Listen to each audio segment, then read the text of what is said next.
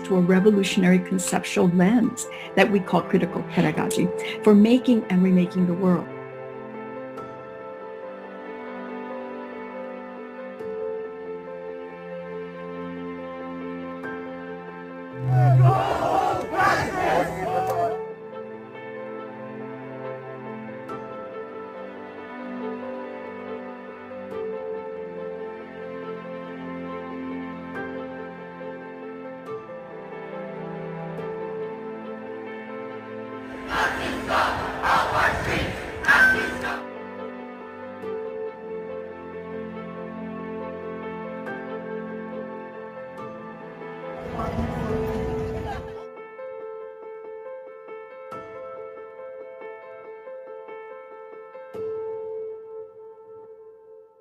If you see a turf, punch him in the fucking face!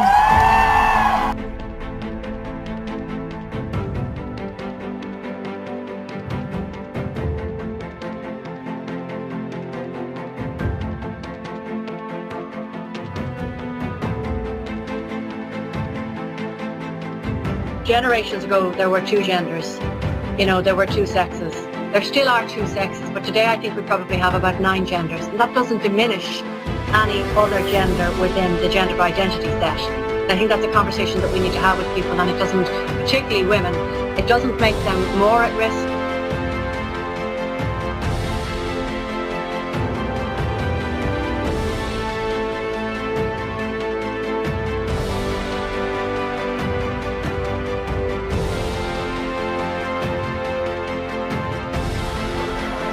I'm here because I don't have a future.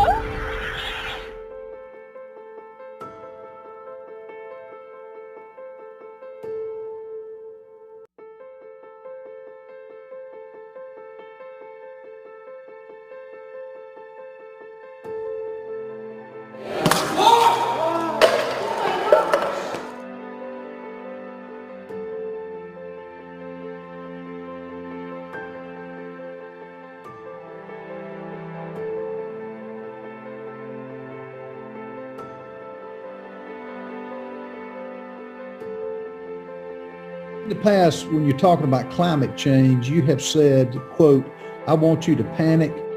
I want you to feel the fear I feel every day. Is there, what particular study or scientific report did you read that made you come to this conclusion? Thank you for your question. First of all, let me just clear that those are metaphors. In speeches, you often use metaphors. Of course, I don't mean literally that I want people to panic. So there was no scientific study that made me come to that conclusion. Oh, okay. So you didn't say that. I did, but it's a metaphor that you often use in speeches. Metaphor for what? I mean, how do you, what I'm asking on panic, I want you to panic. What does that, tell me what you meant by that. By that, I mean that I want people to step out of their comfort zones. Yeah.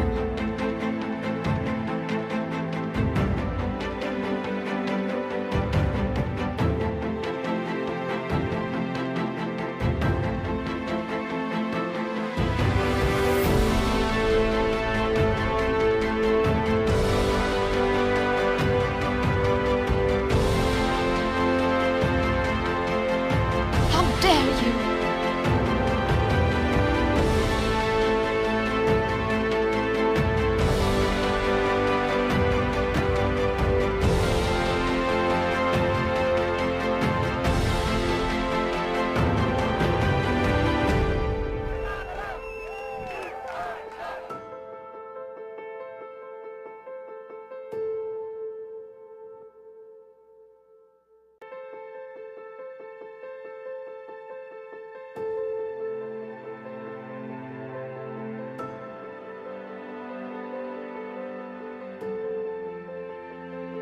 For the anti-racist, it is impossible for racism not to be present. In the words of fellow anti-racist educator Robin DiAngelo, author of White Fragility, the question is not, did racism take place, but rather, how did racism manifest in this situation?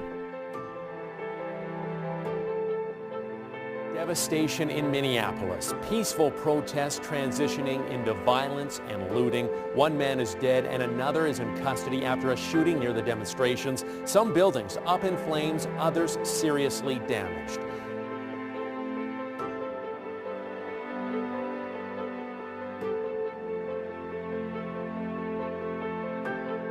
We collected millions of observations on everyday use of force that wasn't lethal.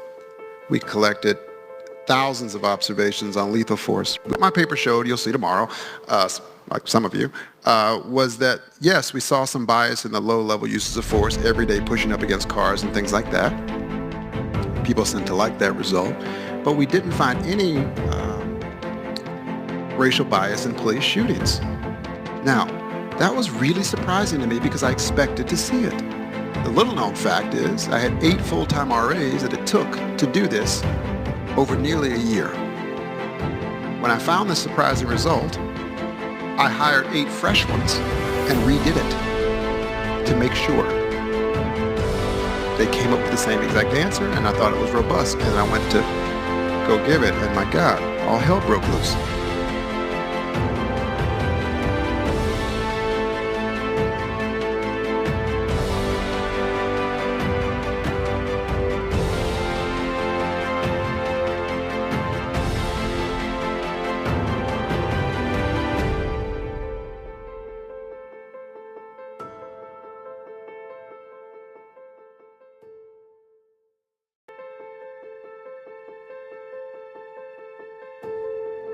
Holy Christmas.